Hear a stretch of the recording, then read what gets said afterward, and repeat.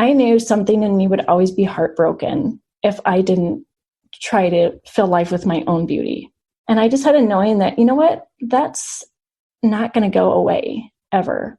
I could continue to be a lawyer. And when I'm 40, I think I'll do a good job. I think I will wake up and I'll have like a corner office and I'll be a partner, or I could be a judge.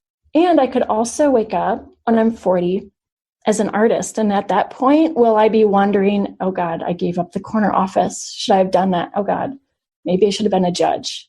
I just thought, no, I don't think that would be a regret. This is your Kick-Ass Life podcast, episode number 348 with guest Leah Campbell Badertscher. This is the Your Kick-Ass Life podcast with Andrea Owen, a no BS guide to self-help and badassery. Because ladies, let's face it, life's too short for it to not kick ass. And here's your host, the girl who serves it up straight with a side of crazy, Andrea Owen. Hey there, ass kickers. Welcome to another episode of the podcast. I am so glad that you are here. I have an interview for you today that was pre-COVID. So, I mean, it's like we were living in some other world. No worries, just life was pretty great. And nonetheless, Leah has been a friend of mine for a long time. She is an artist and I have bought some of her artwork. I had to have her on the show. She is just an amazing human being. Before I tell you a little bit about her, we have a couple of openings left for private coaching. If any of you are feeling like you need some extra support right now, you can either apply to work with me. I have one spot open. I have pulled back a lot on my client list as I am finishing up this book that I'm writing for you. And Liz, who is my associate coach over here at Your Kick-Ass Life, she has a couple of openings. So head on over to yourkickasslife.com/coaching and you can read about it. Fill out an application, even if you're not sure where you might land, and the team can help you figure that out and get you on a phone call, and we will see how we can support you. All right, let me tell you a little bit about today's guest. Leah Campbell Badertscher is a former attorney turned artist and master life coach for world-class performers and leaders in the arts, business, and movements in positive change for the social good. She is also the host of the Art School podcast and founder of the Art School, which trains people from all walks of life, not only to create whatever they want in life, but to become the next greatest version of themselves in the process. Her genius as a coach is helping her clients unleash theirs. Leah is also a mother of 3, raising a family with her husband on a 40-acre farm in Michigan. So without further ado, here is Leah. Leah, welcome to the show. Thank you. Thank you for having me. I'm really excited to be here.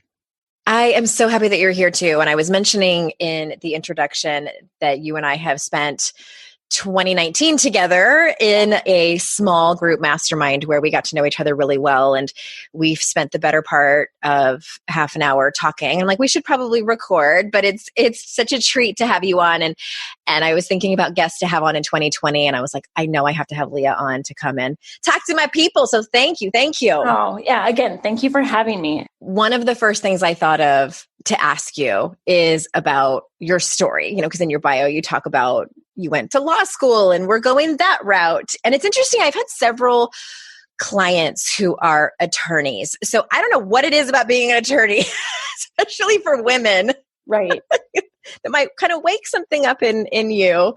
But let's start there. I have so many questions, but what happened to make you leave your law career and switch careers, like pretty dramatically, if I do say so?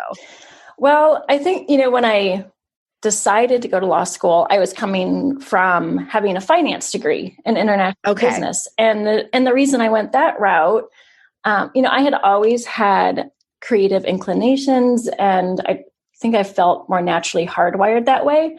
And I also grew up in rural northern Iowa on a farm, on a working farm. And so it's like very pragmatic. And while my grandmother had become an art teacher in her second act in life after my grandfather passed away, she had been a farm wife. And she was very, she played a big role in my life and encouraging my creative inclinations and just the way I looked at the world. And also like she was what I knew you could do with art. And I thought, well, I don't want to be an art teacher. And everybody encouraged my creative interests and said, but you can do that as a hobby on the weekend. So make sure you can take care of yourself and afford to have art as a hobby. And I think I was was a first child, pretty responsible and kind of an overachiever anyway. So that, well, I'll do that. I'll go this route and make my way in the world. And I'll also like work in creativity on the side. And I think through undergrad, I could manage that because it wasn't that taxing. Like I could still do great at school and succeed. And I could take like a creative writing class, or I could like sketch, on the side. But then I went to law school, and as like one of my law school mentors, I clerked for a federal judge one semester, told me he had this like cross-stitched thing that was hung on the wall in my office that said, "The law is a jealous mistress." Oh my gosh. And like that semester was so crucial for me, because until that semester, I just in law school felt like, man, I don't belong here. Oh, you had it. So you had that sinking feeling in your gut. Yes. I was like, I feel like I'm like playing a foreign game, like with my strong hand tied behind my back, just like a fish out of water. But then I clerked for this judge, and I was like, wow, I could actually see myself doing this. He and his clerks were amazing. I actually really enjoyed it. I did very well. That's like, that's like being in a relationship with someone where your gut is telling you like, this isn't great. And then you're like, but his family is so nice. Exactly. And he has a great job. Yes. Yeah. And he doesn't. Yeah. Okay. So go ahead. Yeah, exactly. And he was like, well, you could be a judge someday if you wanted to. And ooh. That's appealing. Yeah. And I thought, well, and it's like, and I loved that it was like a very heart-centered approach to the work too. And so that was something that kind of had been missing for me and the rest of the legal education. I thought it was going to be this, I was naive too and idealistic.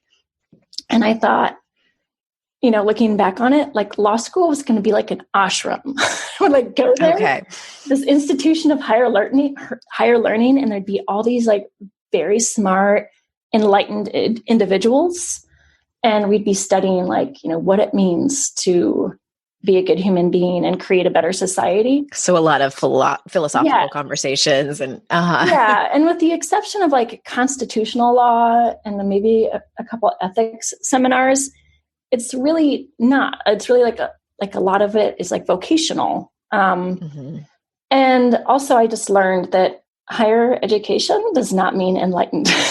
Those are very two different things. So after that semester with the judge, though, I still thought, you know what, these creative dreams are not going away. Like something in me still wants to be an artist. I had a whole nother year of law school left, and I didn't want to quit. And so I finished everything out. And at the end, it was like the day after graduation, and I felt like, well, here I am. I have a very real JD, and I feel like a fake lawyer. And something in me just is saying, you are an artist, but I have like no art to show for it, aside from some random sketchbooks. So I'm going to ask you something. So during this time, did you, because I know a lot of us grow up with the whole, and I hate this, but the notion of starving artist. Like, did you think that this was something you wanted to do for a living and that you could do for a living? Like, what was swimming around in your head around that? I don't think I ever, until that point, considered that I could do it for a living. Okay. I just didn't have exposure to, people doing it for a living. And this was also like pre-internet too. Yeah. So, like the people that were doing it for a living to me seemed like different species and far off lands, even though I had been to those places, like been to, national and international art museums. And I, for sure, like all my life had consumed voraciously any sort of book about creative genius people. But still, when you're going to art museums, it's not like you read, it's not like you're like, well, that seems like you're, the girl next door. No, no. Not at all. No, not at all. And I like loved, beautiful things. And then 2 was like, well, that doesn't qualify you. Right. And, and 2, when I had kind of like talked to people who were like art professors or, I was really interested in writing too. And I was at the University of Iowa, which has like the International Writers Workshop. It's kind of legendary. And so I would talk to some people who were making a living as artists and writers. And for a while that kind of shut that path down for me, because I would share like why I thought I was interested in it. And they would look at me like, no, that's not what an artist does, or that's not how a writer approaches it, which later I learned, I should not have let shut me down, because there are many different kinds of artists and writers, and there are many approaches to it. There are many inroads to it. And I was talking to people who were amazing at it, but also were coming from more of a cerebral approach. Yeah. Or they'd always grown up with it. And it was like very kind of an intellectual, like an intelligentsia kind of approach to it. And I had not yet arrived at the point where I was willing to like trust my own intuition and my instincts. I was still looking at everyone else in the world as the authority. And I kind of would abdicate, the intuition that would rise in me, that it would feel like a very real thing. And then I would try to find someone to talk to who was an authority. And the moment they said something that didn't vibe with my intuition, I discounted my intuition and was like, well, they're the adult. They're the authority. Right. They must be right. I must have been wrong about this. I think we do this all the time. Just the seeking counsel. And I know that a couple of years ago, I declared to some of my best friends, a couple of them, I said, my intention is that I am going to stop seeking out y'all's opinion. And like, these were like my very best friends. It wasn't like I was going to, way higher up experts. These were my friends and colleagues. And so they started calling me out on it. Like when I would come to them and they would, so I say that because gosh, we do it all the time. I think especially as women, just just second guess our intuition. Yes. And because don't you have something too in your podcast where you do like, we're unqualified, but we talk about like conversations about shit that matters with unqualified people. Exactly. That, because I love that, because I think it speaks to what we're talking about kind of abdicating your own knowing or trusting your own deepest knowing too, because, and women in particular, like we're conditioned to think that someone has to anoint us with a degree or some status of like, you're an expert or you're an authority, until we're like willing to use our voice. And for that letter that Harry Potter got that says you're invited to Hogwarts. Right. Yes. Ugh. Okay. So you started you were lawyering. I was lawyering. And then you got married. Did you have babies and you were still lawyering? No, the babies came after I'd made the decision to leave. Okay. Lawyering. Yeah. And it was really, I think like the fork in the road, I don't think anyone else could have seen it at that time, but it was kind of like an internal fork in the road. And it was like the day after law school, because even though I did continue to work as a lawyer after that, like that day after law school, I'm like, well, again, here I am. I'm a real lawyer, feel like fake. And no, I can do it. And yet like this like longing to be creative, like I felt like I had paintings living inside of me. Like I felt it like physically. Yeah. And that was the thing that then when I would talk to other people that were artists and I would like tell them that, I would like the way they looked at me, I was like, oh God, I wish I had not just shared that. Oh, I get it. Like as a writer, I didn't have that same experience, but I completely understand how an artist would have that experience. Yes. And one of the reasons I wanted you to tell this story is because I know that there's people out there listening who have, maybe it's not law that they went into, but they either followed a career path that just quote unquote made sense, or they got a certification to be in HR or in finance or something. And then maybe it's, the day they get their certificate, or maybe they're even excited about it for a little while, but then their kind of intuition sounded a little bit different. Maybe it was a little quieter than yours was. I have talked to people, so many people where this has happened, where they long to do something else. And maybe it's not that they want to completely scrap their career and go in this other direction in terms of a new career, but that's what I really wanted to highlight, because I think there's so many people listening who have some kind of longing inside of them. Maybe it's, working at a nonprofit or helping some kind of charity or writing. I know there's a lot of writers listening and a lot of artists listening. So I guess my next question is, how did you was it a moment or was it a slow burn into really just saying yes to this voice? It was that day after law school, I said yes. And then the unfolding, I think, was more of a slow burn. Yeah. And I've come to, and that's why, but it doesn't have to be that way for everyone. And I also, want to make sure to say, it is also not for everyone to leave their career. That sometimes I find, I've had clients that are lawyers too, who are I want to bag this whole thing. I've had clients who are surgeons who are I want to bag this whole thing that I've created. And I just want to, write the book or start a charity in Africa. And, and I think it's that urgency, that almost desperation. I'm that's a different energy, and you want to slow your roll a little bit. Yeah. And, not jump at that point if you feel Well, what do you think? Let me ask you this. What do you think that those people are truly hungry for? To listen to themselves. And and a lot of times there is something about being creative that's calling to them. And I do think that creativity is this, I do have a spiritual approach to it, that I do think creativity wants to happen through us, and that treating those longings, those whispers as sacred is the first matter of business. And I think that is what that day after law school was for me, is we were seeing the way we talk ourselves out of our knowings or our desires. I just made a decision that day that I wasn't going to do that anymore.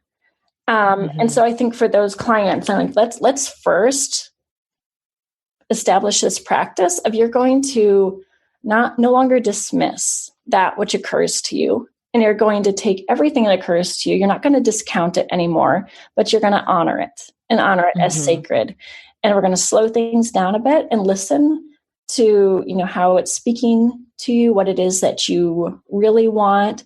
Because I also think part of creativity is knowing that you can have, you can create the life in a matter that suits you, on your terms. And so a lot of doctors feel very disempowered because they are in a system where it looks like success has to be created this way. And this way of creating success involves so much.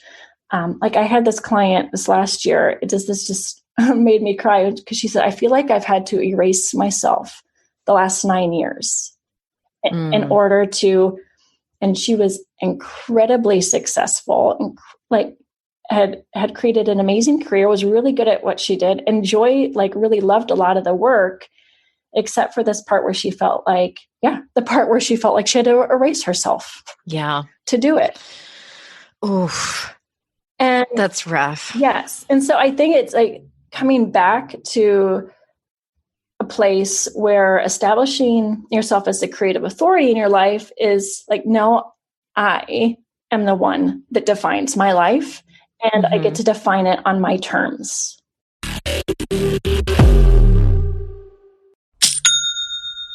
Shopify's already taken the cash register online, helping millions sell billions around the world. But did you know that Shopify can do the same thing at your retail store? Give your point of sale system a serious upgrade with Shopify. With Shopify, you get a powerhouse selling partner that effortlessly unites your in-person and online sales into one source of truth. Track every sale across your business in one place and know exactly what's in stock. Connect with customers inline and online. Shopify helps you drive store traffic with plug-and-play tools built for marketing campaigns from TikTok to Instagram and beyond. Get hardware that fits your business. Take payments by smartphone, transform your tablet into a point of sale system, or use Shopify's POS Go mobile device for a battle-tested solution. Sign up for a $1 per month trial period at shopify.com/noise, all lowercase. Go to shopify.com/noise to take your retail business to the next level today. Shopify.com/noise. It's hard to find a great mentor who can help me level up. My dream mentor, Shonda Rhimes. So I was really excited when I heard she has a class on Masterclass. With Masterclass, you can learn from the best to become your best. Masterclass is the only streaming platform where you can learn and grow with over 200 plus of the world's best. For just $10 a month, an annual membership with Masterclass gets you unlimited access to every instructor. And you can access Masterclass on your phone, computer, smart TV, or even in audio mode. I'm always looking for ways to be a better writer, so I took Shonda Rhimes' screenwriting class. It helped me gain concrete technical advice, including structuring, the writing process, and with shows under her belt like Grey's Anatomy and Bridgerton, it was so helpful. Plus, every new membership comes with a 30-day money-back guarantee. Don't wait another moment to start your learning journey with Masterclass. Right now, our listeners get an additional 15% off any annual membership at masterclass.com/Andrea. That's 15% off at masterclass.com/Andrea. Masterclass.com/Andrea.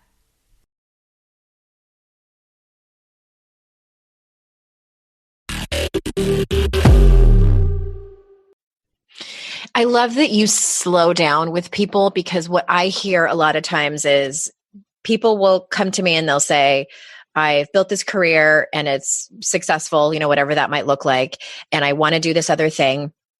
Again, maybe not for a full-time career. And they're so caught up in the logistics of it. And they're so caught up in what are other people going to think. And I always say, okay, well, you don't need to quit on Friday. Let's just back way up. And I love that you do that. Let's just talk about your intuition. Let's just have you feel into that and maybe do some exercises around. I love that you say that voice is sacred, because I think that the real work starts with that listening to your intuition and not discounting it, not looking for outside counsel. And I also want to say, for the record, this is something that I still have to work on. I don't know about you, Leah, but still, and I bring up the part where we're afraid of what other people are going to think, because my intuition still tells me, you were meant to be this, and my quote unquote, this is sort of, Emily calls me the star. Yeah. Emily's on my team and just out there and charismatic and enthusiastic. And I still have the voice. I posted this on my Facebook page, I think last week or something, when I was about 10 years old, and I was on, I'll circle back, stay with me. Yeah. I was riding bikes with my friend on our street, and she was talking about some other girl that was in our class or that lived on our street. I can't remember. And she said, she thinks she's so hot. Mm. And I was like, and it was the first time I had ever heard something like that. Yeah. And I immediately remember thinking oh, we don't want to do that. Oh my God. If we are, and I don't even remember the girl that she was talking about. I have no idea. But it was the first time I had ever heard another girl talking about someone else badly for standing out. Yeah. And that has stayed with me. And it's been 30 plus years. And so, again, and now my own intuition is yeah, you are fucking hot, and you need to tell everyone so that you can help other women know that they're hot too. Right. So this goes against my body. And I use that as an example because I think so many of us are in some kind of struggle like that, where what our intuition tells us is scary. And it also sometimes it goes against survival. I know that sounds dramatic, but being a different part of the group. Absolutely. Because, it was years that it took me to find my groove as an artist. And part of it was I was doing so much of this on my own. And I was like swimming upstream against the current of society and everyone else's expectations for me. Because to that point, I'd been really good at doing well in other people's eyes. You mean like before when you were going the quote unquote, yes, successful, typical route? Yes. When I first started doing art, again, like I felt like I had like these paintings and I could just feel what they were meant to be. And I also, even through a law school, like would make notes in the margins, like as I was doing my outlining in my little cubicle of like, I wanted to make art that turned not only heads, but turned souls. And I also already had this kind of scary inclination that I wasn't going to be like a realist kind of artist, and that it was going to be something different. And so anyway, like that whole swimming upstream against people's expectations, because they're like, well, you have this degree, like you got this education. It doesn't make any sense. It doesn't make any sense. And not only are they like perplexed, but they were disappointed in me. Oh, and thought I was being, which is many times worse. Oh yes, especially when you're a people pleaser. Yes, and we're like so like almost kind of some of them like borderline disgusted. Oh no, and I could tell too, and it was such an important growing period for me though, because it was really like I had to dig deep to believe in myself before there was any reason for it. Because, can you say more about that? Yeah, say more. I have on the wall of my studio, like taped up, I need to get it framed. But the very first painting I did after law school, I set up like a studio, a makeshift studio in the garage. My husband and I had both been in grad school. And so in the garage below our little townhouse condo, grad school house, I set up a makeshift studio in our garage. So I'd have to take it down anytime we actually wanted to park the car in there. And, and the very first painting I did, like I tore out this watercolor from a Ballard Designs kind of catalog. And it was of poppies, which had some significance for me, for my grandmother. And I'm like, I just have to start somewhere. So I did this big watercolor of poppies and I loved it.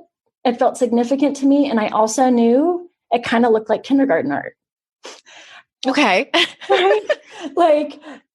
But something in my soul just was like, this is where you're meant to be. This is where you're meant to be. And my highly educated, inner critic brain was like, are you fucking kidding me? Oh yeah. Because I was wondering if you were going to say that, or if you just were totally like, no, this kindergarten art is the fucking best. No, I was not in that place. You were waffling back and forth. I was waffling back and forth. And I majorly and so for the first 2 months, I was kind of riding this high of, I am doing this. But that inner critic voice was also so nasty, so nasty. And I realized 2 months in, I'm like, oh, not only do I have to make a decision about becoming an artist, because I was going to do it on the side there, right? While I was working as a lawyer, but if I'm really going to do this, it either has to be also first and foremost about my growth as a person, my spiritual evolution. Because so you had that knowledge because I knew consciously. Yes. I'm because that inner critic, I'm that's part of what made me so miserable in law school. That was my next question, is how did you keep going? After you did the painting of the poppies and the inner critic was all over your ass, how did you keep going? Because I think that's where a lot of people quit. Yeah, I wanted to quit. And I have so much compassion. And then also that's kind of why I'm on fire in this area for coaching around perfectionism and the inner critic, because it really felt debilitating. It really felt like I struggled sometimes to go stand in front of a blank piece of paper and keep going, because just the weight and the cruelty of that voice, it was not fun to be in my head. And I think that's when I realized too, I just knew those desires to create art, that love of beauty. It wasn't enough for me just to appreciate the beauty other people made and beauty in the world, which I did and I do. I knew something in me would always be heartbroken if I didn't try to fill life with my own beauty. Mm-hmm. And I just had a knowing that, you know what, that's not going to go away ever. And so I could continue to be a lawyer. And when I'm 40, I think I'll do a good job. I think I will wake up and I'll have like a corner office and I'll be a partner, or I could be a judge. And I will still wonder at that point, I know like what I could have done as an artist and had I pursued this creative route. And I thought, and I could also wake up when I'm 40 as an artist. And at that point, will I be wondering, oh God, I gave up the corner office. Should I have done that? Oh God, maybe I should have been a judge. I just thought, no, I don't think that would be a regret. So is that when you found coaching in terms of doing your own work? Like, did you hire a coach or did you sign up for life coach school, or what did that look like? First, I came across Martha Beck in law school. And good old Martha Beck. I just love her. If those of you that don't know her, wasn't she Oprah's coach? Yes. Okay. That's sort of, she is sort of the woman who brought, I hate to say it, like, I hope I'm not wrong, but like brought coaching mainstream. Yeah. Her and Tony Robbins, I feel like pioneers. Yes, for sure. Pioneers. And I was like looking for help and realizing I had a hard time asking for help in law school. Cause I went to, there was like student counselors, graduate school counselors. Like I tried that. I tried going to the dean of students when I was in law school to say, I don't know if I'm in the right place or don't think I'm thriving here. And her advice was, well, law school was tough for me too. So try what I would do. What I used to do was when I got home from the library, I'd pop a bowl of popcorn, crack a beer, and watch MASH reruns. Oh my God. I thought she was going to say like, take a bath and get a mani-pedi, which is basically like the same thing. Right. And I think like my mouth was just open because again, that was like one of like many realizations where I'm like, higher education does not mean enlightenment. Basically numb out because your soul is dying. Right. And she's telling me to have a beer and watch MASH after the library. Oh my God. And so I did like one of those polite nods and was like, oh yeah, okay. I feel better. Okay. Just so I could get out of the office.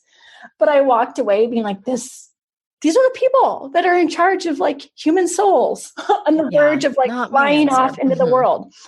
And, come back to your question a lot, like why so many lawyers? I think because like a lot of us are also in law school because we want to do something in the world. Yeah. And like, law does give you a language and some skills to be able to affect change. But I think that's why so many of us are drawn there and then are like, and that was very incomplete education. But part of it. I can see why that would be attractive because you want to make the world a better place. Yes. Yeah. So, but not long after this encounter with the dean of students, I like happened to be flipping through an Oprah magazine and saw Martha Beck's article. And I read it and I was like, this is like what I was looking for, kind of wisdom, and she's that combo of Harvard educated, she's super smart. Oh yeah. Does she have like dual PhD or master's or something? I've read a few of her books. Yes. Like 3 degrees from Harvard. And then also, kind of burned that whole house down and went this other route. And, so then I started to consume everything she read. I was also a triathlete at the time and a pretty competitive athlete. And I loved anything to do with sports psychology. Like I could not get enough of it. And I think it was because it was the first place I had ever read that your brain is plastic. The first time I ever encountered the word neuroplasticity. Yeah, not literally plastic. Right. Plasticity. Right. I got you were saying. I just want to make sure we're not. That would be bad news. Right. You could get too close to a fire. Neuroplasticity. And because I had got I was pretty depressed in law school. And I was like, gosh, maybe this is just me. Maybe this is just like the way my personality is. And then when I read about neuroplasticity, because before that, everybody said you're pretty much hardwired by the time you're 23. And then I was like, oh, fuck. Yeah, I'm screwed. Because that's not fun to be in my head. And And then I had like so much hope when I read that line about, actually, no, we're beginning to think there's so much more possibility to changing our brains. Mm-hmm. And after law school too, I enrolled I did an 8-week mindfulness-based stress reduction training. It was like John Kabat-Zinn's program. There was a satellite at the University of Iowa hospitals and clinics. That was life-changing. And also, it seemed so radical for me at the time to do that process. And now it's like, I've done many other things, but it was for sure like a portal. And I love that you used that word, because I was just thinking the same thing like 2 seconds before you said it. And I thought to myself, it sounds like that was the thing that radicalized her in terms of it's so interesting to me when people either find personal development or like for me, this is kind of embarrassing, but for me, it was the movie The Secret, because it had just came out. Like I know it was a book before that, but I think it was 2007, early 2007. Maybe the movie came out in 2006, but my life had fallen apart. And that was the first thing where I was like, oh, you mean I can take responsibility for my happiness? Yes. At least a large portion of it. Yes. Sign me up. And I love hearing about those moments for people, because it just, like you said, it's the portal, and it's just really exciting because it's sort of like we're over here with open arms and confetti saying, welcome to the rest of your life. Yes. You have so much freedom over here because for a large part of it, you are in charge. Absolutely. Absolutely. I just got the chills when you said that too. And I don't know if you had this feeling with The Secret, but when I first encountered Martha's work, and then the interesting work that had come across in sports psychology, and then the mindfulness, all of those things that seemed so radical to me, I also had this feeling of recognition. Like, this is what I was looking for before I knew I was looking for it. Mm-hmm. Did you feel that at all with The Secret, or was it just like this is brand new? Yes, I did. And I think it was because it felt like, almost like it felt like home. Like, yes. Oh, this is what I have been seeking. Yes. It was the same with feminism. And that was radical for me too. I was like, what? But this is the thing that I've been looking for and did not know that I was looking for it at all. And yeah, that's exactly what you said. And for the record, I do think that The Secret, I think the law of attraction is a little bit like, really? I think manifestation is real. Yeah.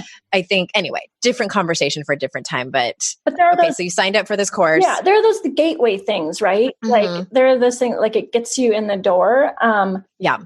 And what I think too, those experiences kind of highlighted, they reinforced my knowing that I needed to trust myself.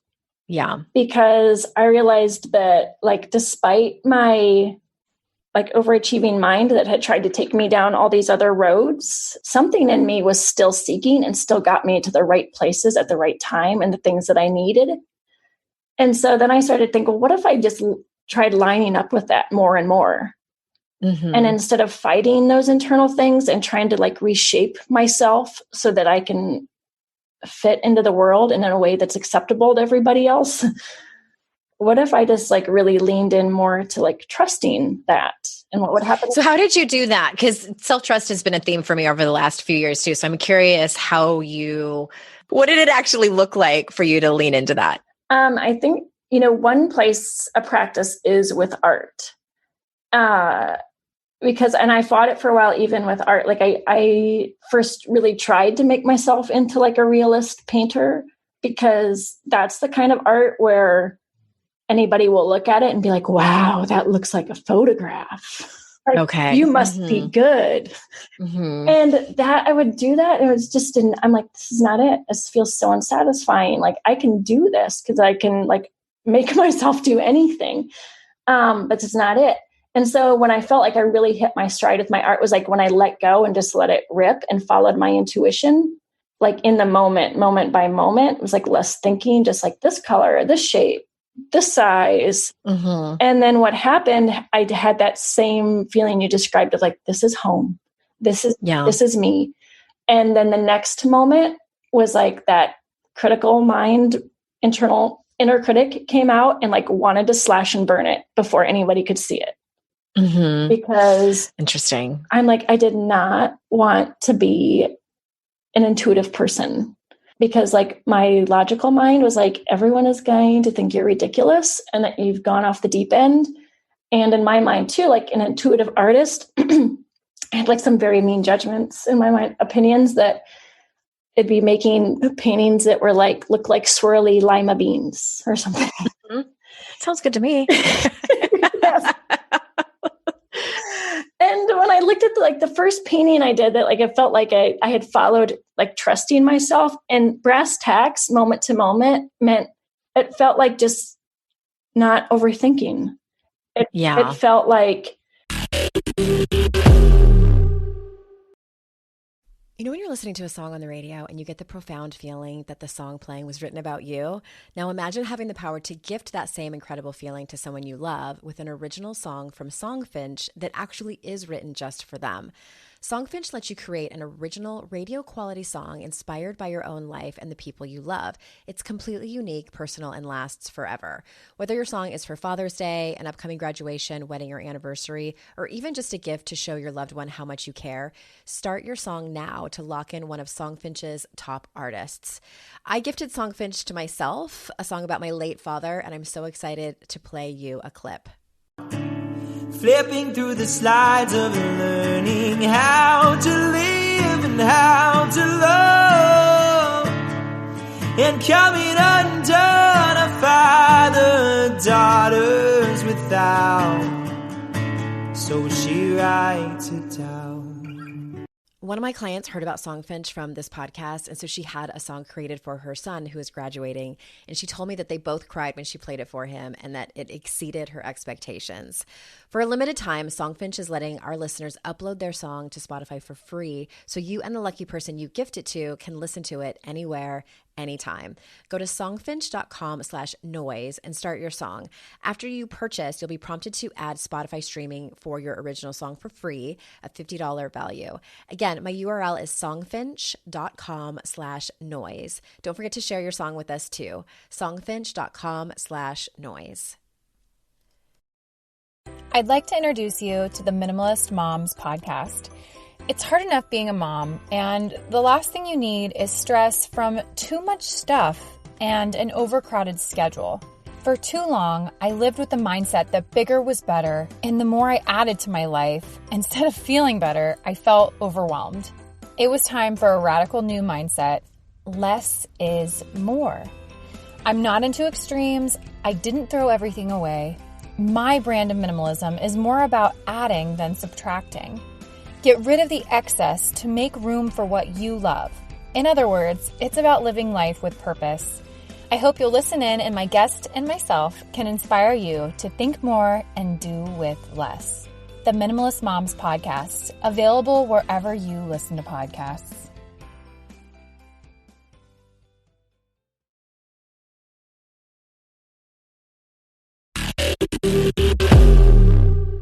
And here is like another thing that was a huge insight to me. And I think, you know, maybe your listeners can recognize this in their own lives. And it's like when something felt too easy, it felt like it was natural.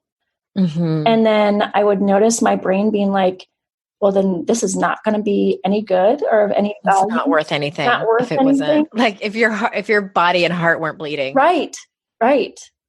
And I would like see like my like compulsion to complicate and to like fabricate struggle and suffering. Whereas if I was just in a place of trusting myself, there wasn't that sort of self-inflicted violence on the back end. And so it was like a practice, and I felt too, that's like why painting was a spiritual practice, because there's so many decisions. And I realized decision-making is only agonizing if you are second guessing and self-doubting yourself every step of the way. Oh, 100%. I feel that way with writing. Yeah. So I started to do, and this is before I was coaching anybody, I would think about, I'd go back to my original dream of being an artist and like how that felt. And like what I thought it would feel like to be this artist I felt I could be. And I realized in that vision, yes, I could see paintings and things like that. But what was so magnetic and powerful and compelling to me about that was what it was like to be inside her mind and her heart and her body. because it was blissfully quiet of any of that kind of self-inflicted violence, second guessing, shame, doubt. Mm-hmm. She was in a place where she was just trusting. Like I'm like, oh, we're doing same. Like she has paintbrushes and paint and canvas. So do I. She's making marks. So am I. What's different is like, she'll make, paintings for a whole week. Maybe nothing is done, but she's not being like, oh my God, I'm never going to make this work. This is so terrible. I should never have left law.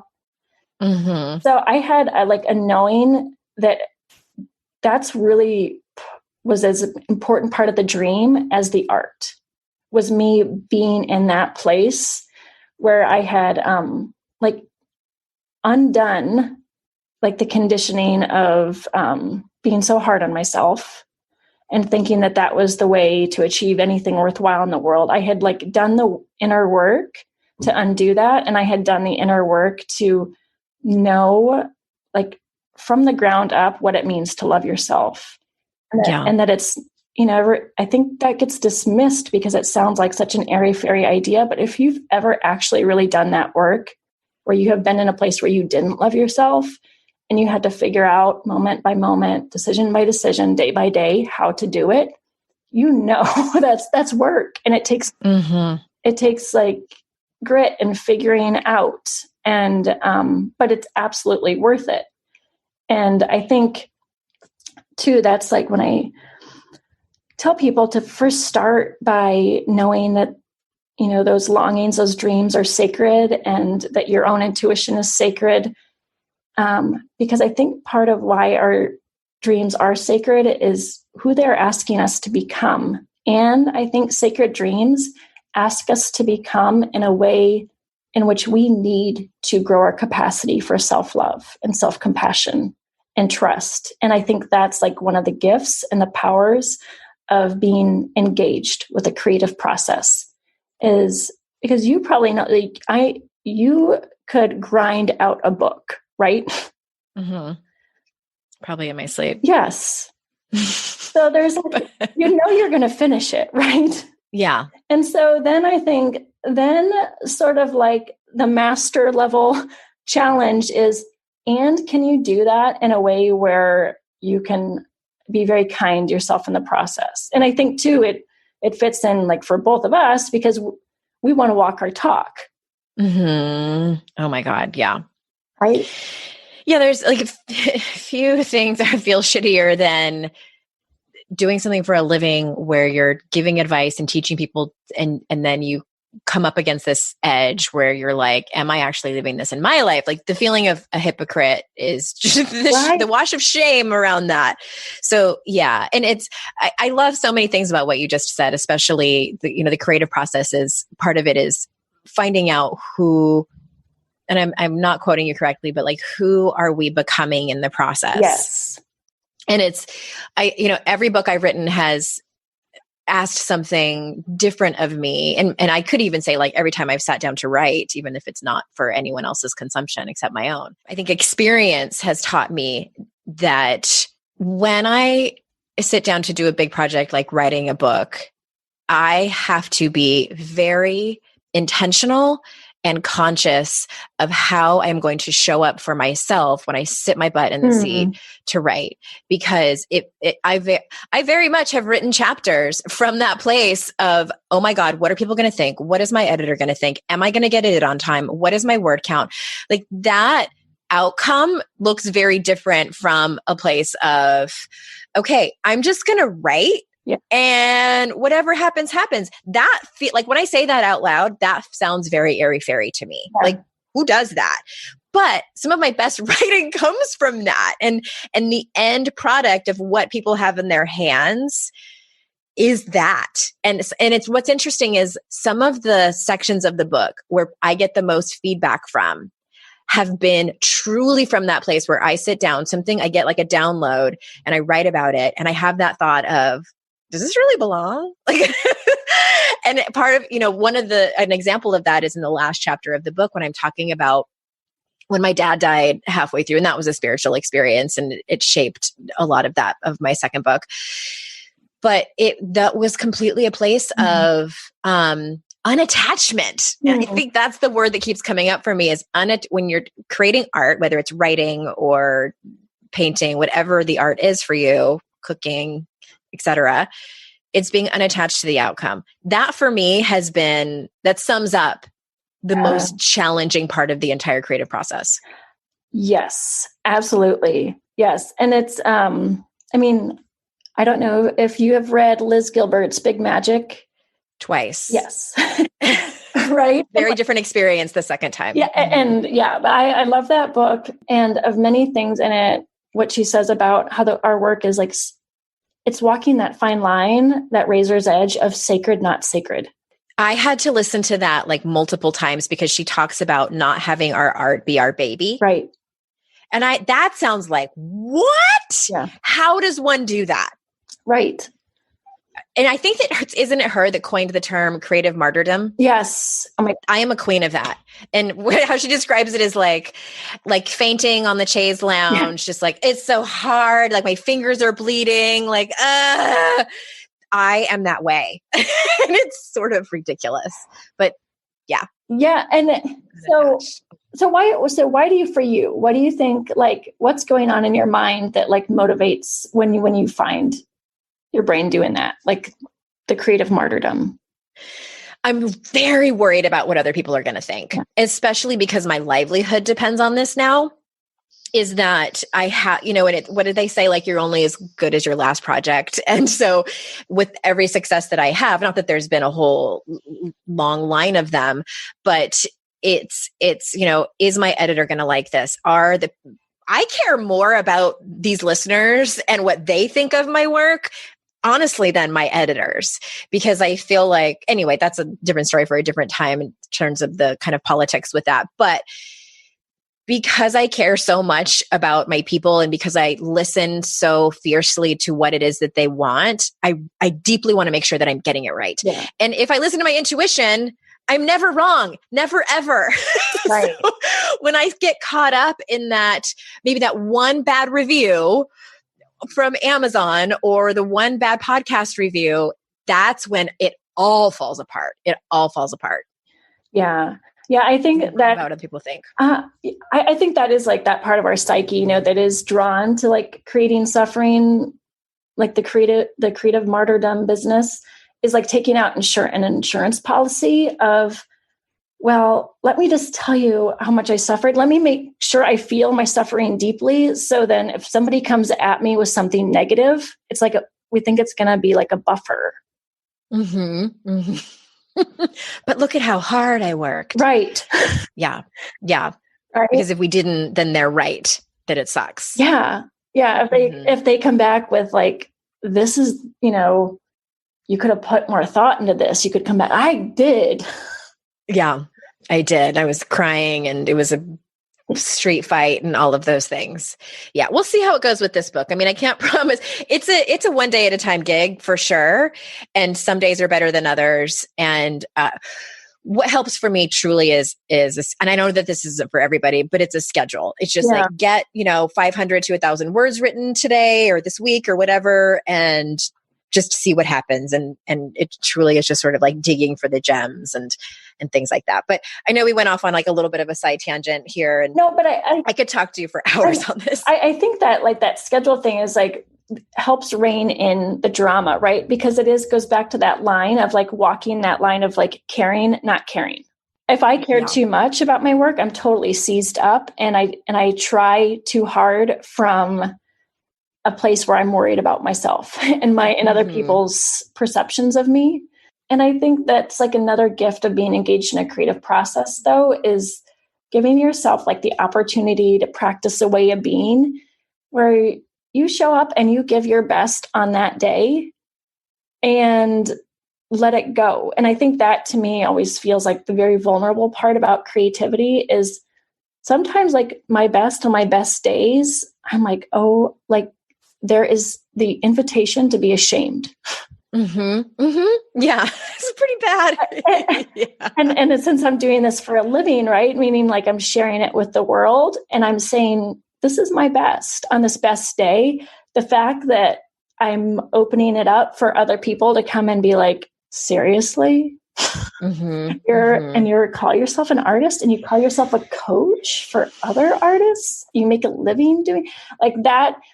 But that too is that helps grow courage on the regular. And I, also believe too in, like Brene Brown's work where she talks about you have to be discerning about who you're listening to, because if they're not in the arena, 100%. Right. Yeah.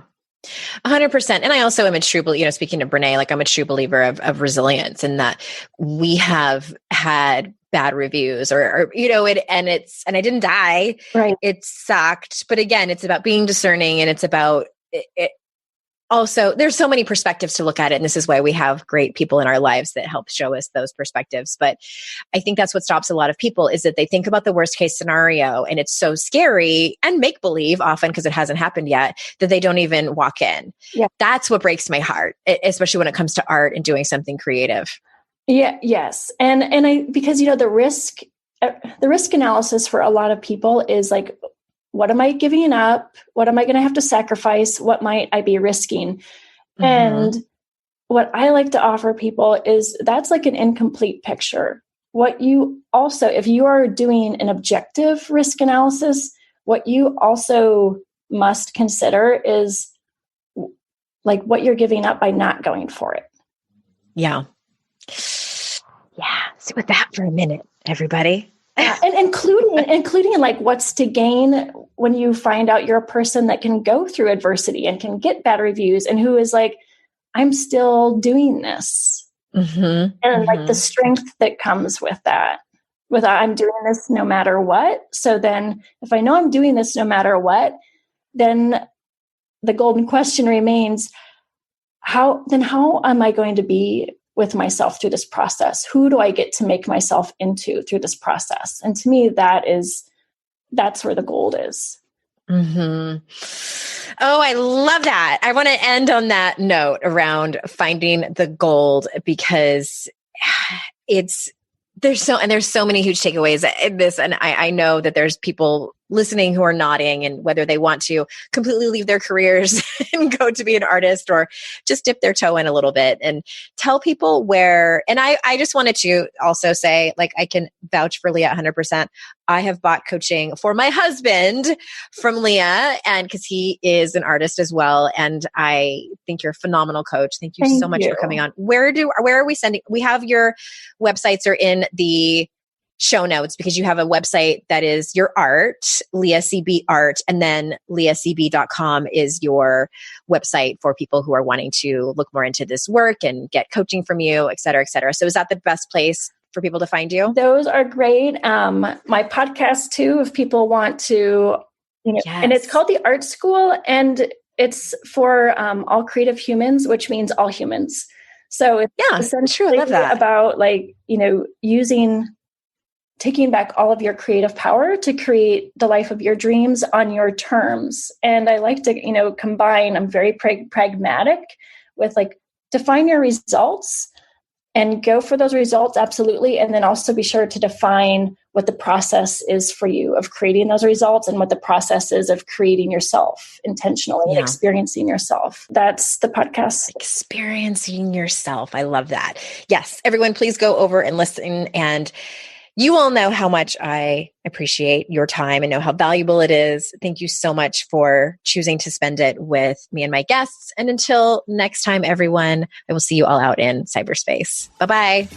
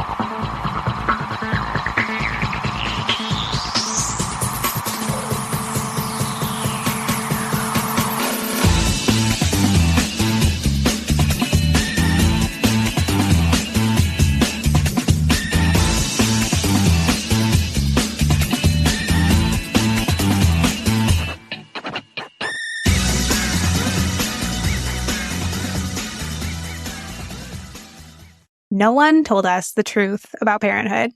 Why? This is the podcast everyone needed before they had kids, because now that those little ones are here, there is a lot to unpack. I'm Rachel Shepardota, and I am your host for the podcast No One Told Us, where we tell the truth about parenting and let you in on all the stuff you really should have known about before having kids. I am the founder of Hey Sleepy Baby, but this podcast is so much more than sleep. We'll be diving into all the topics that you really care about and need to know while you do your best job raising those adorable, tiny humans. Our goal is to just make you feel less alone and less overwhelmed. There are so many things that no one tells us before becoming a parent, and I think that we should really pull back the curtain on becoming a first-time or second-time mom or dad to share the good, the bad, and the ugly. We'll have a little education, a little fun, and a whole lot of heart that goes into each and every episode. So join me and our amazing guests each week to hear us talk about what no one told us.